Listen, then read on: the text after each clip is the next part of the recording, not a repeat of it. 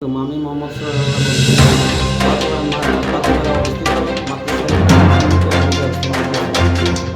গত 27/8/2024 তারিখে আমার হাসপাতালের সামনে সাংবাদিকের সাথে আমার কিছু ভুল বুঝাবুঝি হয়।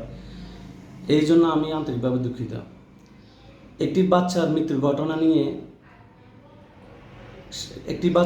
ঘটনা নিয়ে সাংবাদিকেরা ভুল তথ্য ভিত্তিতে একটা সংবাদ প্রচারিত হয়। আসলে এটি আমার হাসপাতালে ঘটেনি, অন্য একটি হাসপাতালের ঘটনা আমার উপরে চাপিয়ে দেওয়া হয়।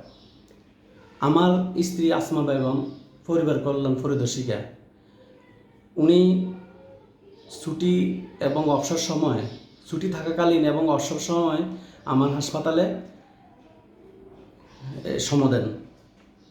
এই জন্য কিছু কুচক্রী মহল চক্রান্ত করে সাংবাদিকদেরকে ভুল ইনফরমেশন দিয়ে বিভ্রান্তিকর তথ্য প্রচার সৃষ্টি করে আমার সাথে সাংবাদিকদের ভুল বুঝাবুঝি সৃষ্টি করে। ওই সব কুচক্রী মহলের বিরুদ্ধে আমি তীব্র প্রতিবাদ জানাই।